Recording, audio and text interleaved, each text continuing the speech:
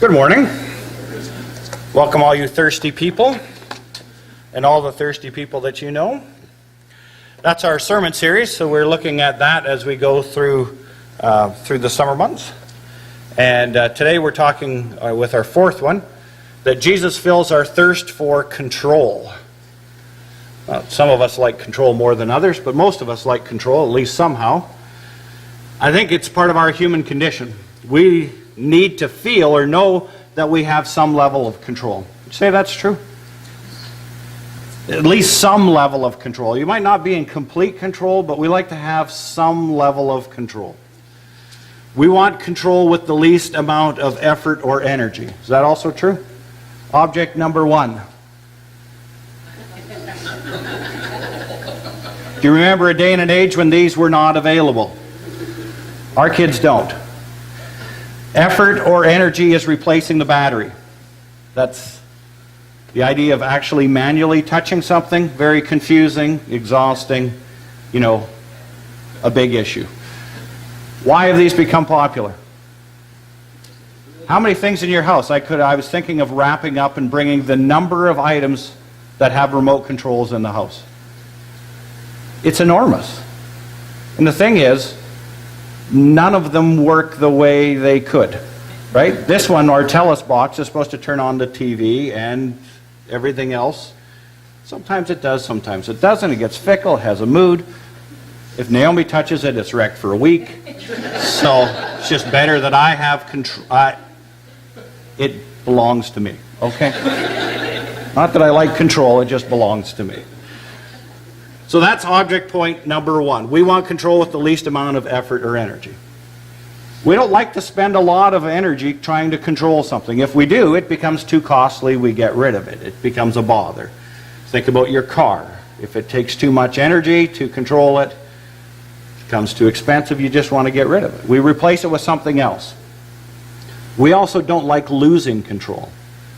If control has been given, it's a lot harder to take it away. That's a part of parenting, is to know when to turn over responsibilities and not give responsibilities too early, because then when you need to take them back, that's a power struggle. But if you turn them over at the right time, then it makes everything a lot easier.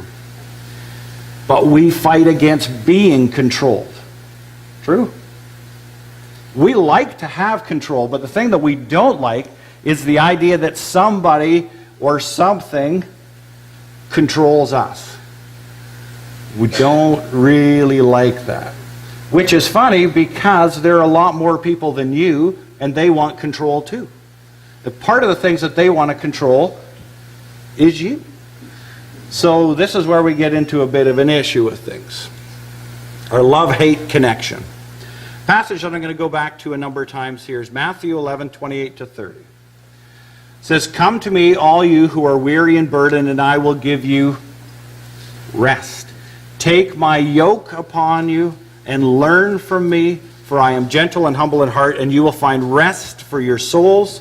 For my yoke is easy and my burden is light." You'll notice the word control is not mentioned in the passage, because when I searched for control, there wasn't a whole lot of passages that applied. This does, and we're going to go back to it several times. What is Jesus saying here? Come to me, and what I promise you is a yoke. I will yoke myself to you, but you've got to come to me. That's an odd part about this being controlled and wanting control. So we'll come back to that. A second object. This is our iPhone. What is it? Anybody else got one? You got one? Hold it up. Let's take a look. How many brought it to church? Yeah? Come on, Ray. It's the day and age, see? It's called a smartphone. Why have they become so popular? What's the difference between the smartphone and a dial phone? Smartphone connects to the internet, and you can also receive information and send information. You can take pictures, you can listen to music, You can do all kinds of things. Ella knows. She's in the groove here. What's the next part? Have you noticed the dependence? 10 people sitting around a table. How many of them are looking at a phone? 9 if it's with Ella, because everybody else, she doesn't have hers. So, has it become beyond just a, hey, this is a convenience, that it's become a dependence? What can a smartphone control? Lots of things. Did you know that with the smartphone, I could, if I had the right system, I could turn the AC on or off at the house. I could monitor with a home security system. I could open the garage door. I could leave this in my pocket and walk up to the door and the door would unlock because it's connected to the phone. How many other things can you control with a smartphone? Do you know? There's tons of them. Tons and tons of things. I was just looking at a website this morning with the girls, and it said there are thousands of applications where you can just control something with something else, with a smartphone. That's why the dependence is, because so much control in the palm of your hand. You can try to control your kids, but that goes back to a freedom given, and then you try to remove it. It can control your time. It can control your focus. It can control your social connection. You know, you're connecting with people somewhere else, not in front of you. There's positives and negatives to it. But they became hugely popular because of that personless interconnection to information. And now the ability to control lots and lots of things. The way of the world. We're looking at Jesus fills our thirst for control. But the world also wants control as well. So how are they the same and how are they different? How does the world around us negatively try to gain and maintain control if it's not offered? What are the ways of the world that Jesus doesn't use? Therefore, his followers avoid them as well. Think of it this way. How do we get people to do what we want? I wish we could train the cat the same way, but kids were easier than the cat. Thanks, Georgina. Manipulation, does that work? At least for the short term. You can manipulate somebody into doing what you want. Make them think it's their idea, don't present other options. Manipulation in a lot of different ways. Force? You ever been forced into doing something? Either like if you don't do this, you lose your job, or you don't have an option, or there's just... Force is another way the world can use to make us do something. Guilt.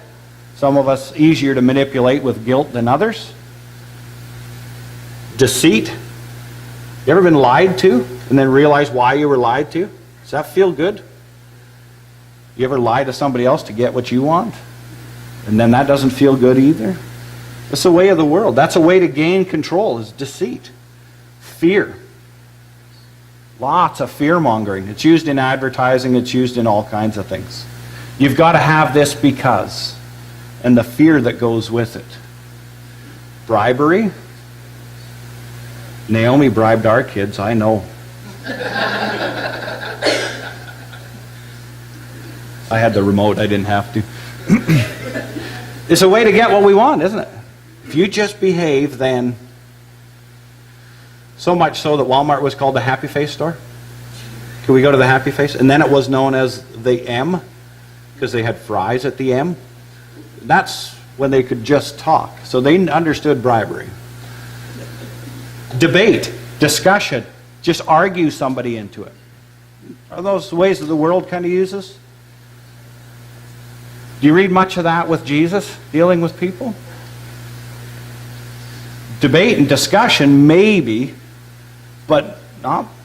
He didn't manipulate. He just laid it out there. He says, take my yoke upon you. It's your choice. This is what I'm doing. Do you want to join me in it or not? But these gain control, or at least they can have, once control has been given, they can help maintain it. But it's the way of the world. And when we want control, we can look to these and say, well, they're effective. but none of them are effective for the long term. What's the Christian difference? If we want control, and we want to be controlled in a way that we don't fight against, what's the Christian difference? How does Jesus really fill our thirst when we're wanting control? What's our testimony as disciples of Jesus? When the world around us is trying to use other methods and other things, and they're searching for control, and there's not just a thirst, but a hunger for it. How many people in your life do you know that feel in some level that they're out of control? That they don't like where they're at, that there's something else that's going on, that if they could just control that, then life would be better. They want better control of their finances. They want better control of their kids. They want better control of their appetite, their anything. They want better control. But Jesus, as we follow Jesus, we have a different way. How does Jesus fill your thirst for control? Have you thought of that? Do you struggle with control the same way that your friends and neighbors, people that don't know Jesus? It's not that we don't have a thirst for it, but when we come to Jesus and we walk with Him, like Alan was saying, we walk with Him over time, it changes. Because here's the exchange. Jesus says, I'll fill your thirst for control because I'll take over and you follow me. I'll decide. You listen to me. I'll make the decisions. I'll set the direction. I'll change your priorities and your vision. You follow me, and you won't have to worry about it. See, that's something the world wants, and it's something that they rally against. Because how Jesus fills our thirst for control is through the word surrender. And surrender is not a very popular word. Because when you're talking to them, when their lives are such a mess and they're trying to gain control, and you say, well, just surrender. How comforting is that? That's the last thing you want to do when you feel your life's out of control. And you're not where you want. Like give up, like surrender? We don't like that losing control and for somebody else to take control. But you know what? That's how I taught our girls how to sleep when they were babies. Because they would fight and scream and squawk, and I would hold them and swaddle them close, and they would struggle and struggle and struggle, and when they knew they couldn't win, what would happen? They would just pass right out and go to sleep.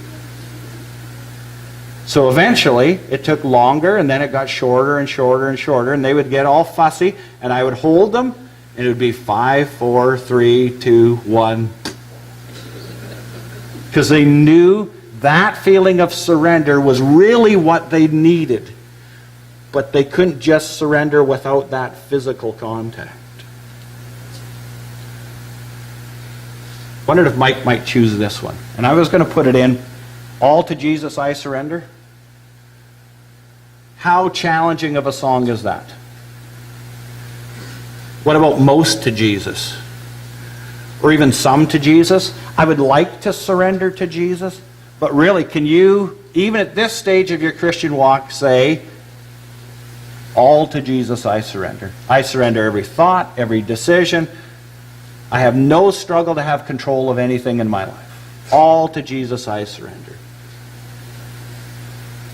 That's not a part of the human condition. It gets to maybe most, but all is a struggle. But it's good to sing a song like that to remind us that that's where we're going. Because in the end, we're going to surrender everything to Jesus. Because He leads in a way we can follow. Are we thirsty for control? Yeah. And so is the world around us. Maybe we seek control because we're lacking something else. Have you thought of that? Why do we want control? Well, I think the reality is we struggle for control just like we go to anger off of something else. There's something else that's bothering us. We're frustrated and then we go to anger. We reach out for control when something else isn't right. when there isn't a calmness, when there's not a peace, when we don't have direction, we don't have assurance, there's no safety, there's no security, when those things aren't there in some combination or maybe other things a part of it, because we don't have that peace, we want control. Let me just take control. I don't feel settled. I don't like where I'm at. I'm bothered by my own thoughts or desires or appetites, so I got to take control. We're bothered because of other things, and we reach for control as a solution that doesn't solve it.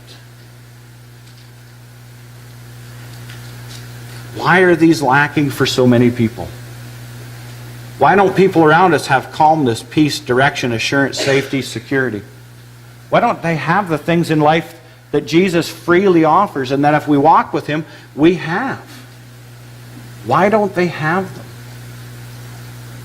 We're wired for them. We desire them. But a lot of people don't have them. So what we're going to do is take a look at our third object. Whoa. And we're done. Oh. I was not in control, but I did have the remote. That one. A compass. You know how to use one of these? Not a clue. It's just, I can do it on the phone too. That's got a compass in it. This has got a compass in it. These are set so that one side is polarized. What's this? Annie Gloria? If this is a compass and this is a compass, what's this? Yeah, there you go. How do you make this a compass? It's a piece of wire through a cork. But I have a horseshoe magnet here that I've marked north and south. How do I know that the poles are north and south? Because when I bring them near a magnet, I can tell if they reject, if they connect or repel. So that tells me the polarity of each side of this. If I rub this with the south side, let me see my mark. If I rub this with the south side, one side of the magnet,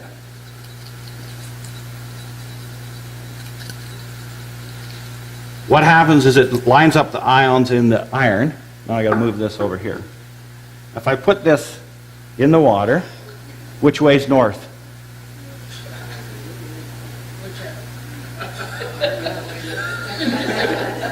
You know my rule, north is where your nose is. So, no. This way is not north, I'll give you a hint. Which way is north?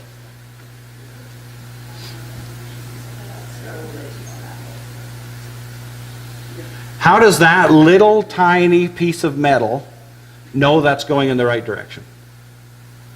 Do you want to come and confirm that that's north? Did you know that it worked? Verify it with this. Eric, come and take a look. There's a compass. There's a compass. Which way is north?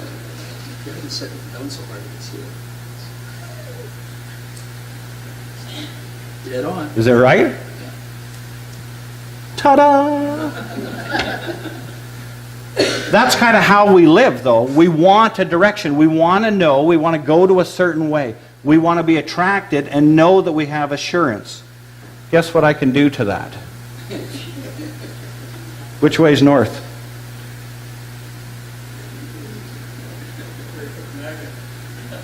What's happened? Why do people not have the things in life that we have? The direction's there if they would trust their compass, but what happens to your compass? It's deceived. There's too many things competing with it that get it offline and say, don't go that way. That's not the way. Don't do that. Do this. You know what I found out this week? That the compass that's on my iPhone is also magnetic. I can go to this and I can deceive the compass that I thought couldn't be deceived. I thought this was electronic. See that? Yeah, now it is because the magnet's too close. So it tells me the bearings. Now watch.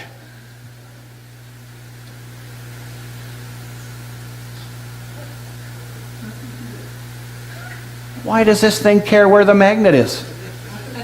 You can even deceive it. But I think that's why the world around us gets confused. But if you get this away, what happens?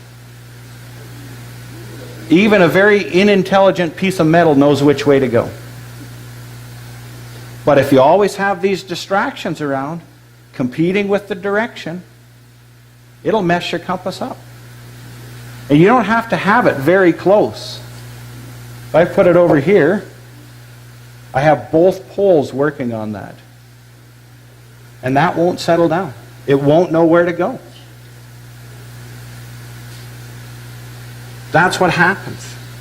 We thirst for control because we're not going in a true direction. Whereas if we follow Jesus, we can say, you don't have to be confused. You can have assurance. You can have peace. You can know you're going the right direction. Because He is more reliable than your thoughts or your feelings or the advice of others or even what your smartphone says. He's even smarter than Google. Just trust Jesus. And that thirst for control that we have and that other people have, every time if we just bring it back to Jesus, then He fills that thirst and we can calm down and be okay. That's why He says, and what He does is He says in this passage, He says, you've got to make a choice. You notice it doesn't start with, I will come to you. Just let me in. But He says, come to me. I set the course. This is where I'm going. Are you joining me in this direction or not? Not, hey, let me find out where you are. Let me run to you. It's come to me. And how many people do you know in parts of yourself that can say the same thing? All you who are weary and burdened. Don't people get tired when they don't have a sense of direction? And I will give you rest. Jesus fills our thirst for control by giving us the rest that we're really looking for. He says, the way that I do that is take my yoke upon you. A yoke is what connected two oxen together so that they had to go the same direction. And you trained a younger one by connecting it to an older one. And then the two didn't fight against each other. If you had oxen that you could pair and that worked well, they would work as a team and they wouldn't struggle about being connected. Sometimes when you disconnected them, they would go and stand the same way because that's how they're used to being connected. They naturally gravitated toward each other. And the stronger led the younger. Take my yoke upon you and learn from me. Doesn't it take learning? For I am gentle and humble in heart. He talks about His character. And you will find rest for your souls, for my yoke is easy and my burden is light. I notice in this that the suggestion here, at least to me, is that you're going to be yoked somewhere. The idea that you can just set your own course and go wherever you want is not true. You're either yoked to the way of the world or we can be yoked to Jesus. But somebody else is leading our course. We don't just freely choose to the level that we think. But there's a cost to this, isn't there? Why doesn't everybody just connect to Jesus then? Because of the high cost of connecting to Jesus. So He warns those of us that choose to follow. If we want filled from our thirst for control, He says this is what you've got to give up. And how much? Everything. The large crowds were traveling with Jesus, and turning to them, He said, if anyone comes to me and does not hate his father or mother, his wife and children, his brothers and sisters, yes, even his own life, he cannot be my disciple. Matthew 10:37, if you love these more than me. And anyone who does not carry his cross and follow me cannot be my disciple. Come to me, all you who are burdened, and you better count the cost. I will give you rest, but you've got to give up other things. And this is, you've got to give up all other relationships and make them in subjection to me. In Luke 14:28-32, 20 to 32 gives two illustrations of counting the cost before starting. Counting the cost for building a tower and counting the cost for preparing for war. Do you remember that section? And then he says in verse 33, in the same way, if any of you who does not give up everything he has, any of you who doesn't give up everything he has cannot be my disciple, which is why I picked the picture of the baby there. You've got to give up everything? But I want control. Yes, give up everything. You give up everything, you surrender to Jesus, and you won't have to worry about the direction of your life. You won't have to worry about anything else. Jesus will give you instruction. In Matthew 16, 24 through 26, then Jesus said to his disciples, if anyone would come after me, he must deny himself and take up his cross and follow me. For whoever wants to save his life will lose it, but whoever loses his life for me will find it. What good will it be for a man if he gains the whole world yet forfeits his soul? Or what can a man give in exchange for his soul? There's the way of the world and there's the way of Jesus. You notice that this is an all to Jesus I surrender? That's the exchange.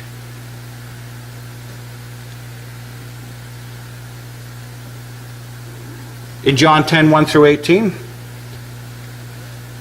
Jesus says, I am the shepherd, and my Father is the great shepherd.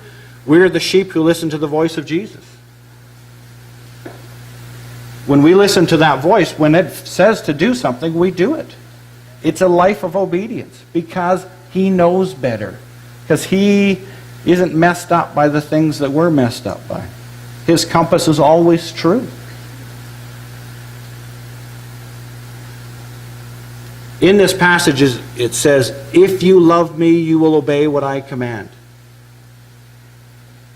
There's a pretty specific connection. Love means obedience. Whoever has my commands and obeys them, he's the one who loves me.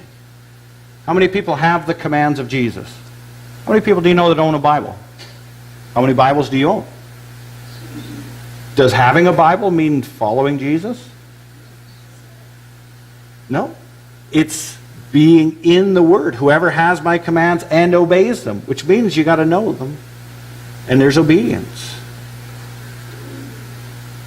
In this passage, John 14, 15 through 24, Jesus replies, if anyone loves me, he will obey my teaching. My Father will love him, and we will come to him and make our home with him. We will dwell within him. He who does not love me will not obey my teaching. Why do we struggle with control? Because we struggle with surrender. We struggle with actually trusting that Jesus, who lived a long time ago, who didn't live in our culture, actually knows the better way of living. And that is relevant to guide our lives today. But if we would obey his teachings, we find out we don't have the struggle for control that we once did. The challenge in all of this is to make the exchange. I really like this line. Surrender to Jesus, and no one gets hurt. You might get a little harm. There might be parts of your life that you don't want to hear what he has to say, but you're not going to get hurt. You might struggle against it, but surrender to Jesus, and it is always the better way. Use the one reliable source, because there's too many things that are trying to manipulate your compass. And if this stays around too long, this compass becomes useless. It cannot find its way again. It has to be repolarized. Consider, why do you seek control? When you're wanting to make a change, when you're not content where you're at, when things are in your life you're not at ease, why? What about this is bothering me? What really is the deeper issue here? Consider your methods for gaining or keeping control. Because there's the way of the world. I know guilt works on Naomi 99% of the time. So do the rest of you. So choose to not use it. Right? That's just a loving consideration. Just know that that's an unhealthy connection. What do you use and why do you use it?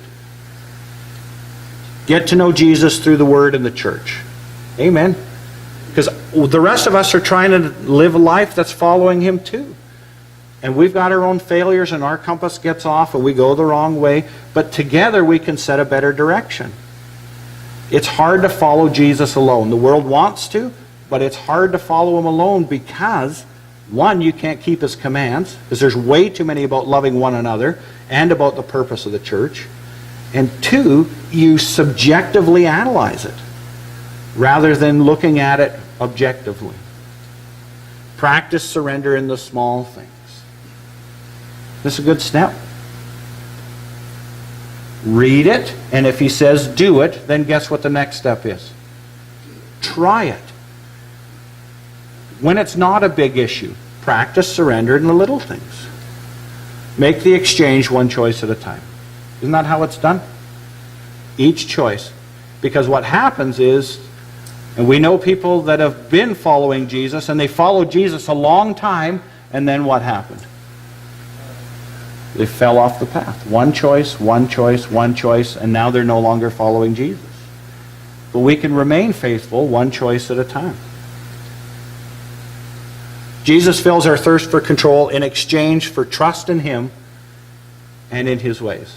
We need to know Jesus in order to surrender to him, and we need to trust that his way is always right. He'll provide rest for our souls. Within ourselves and within the people that we're talking to this week, when there's a struggle for control, see how much it really does relate to looking for rest for our souls. Confidence, assurance of the direction that life is going. Because we have something to offer that is a benefit. Next week, Jesus fills our thirst for balance. We might do some slacklining or something, because balance is definitely my forte.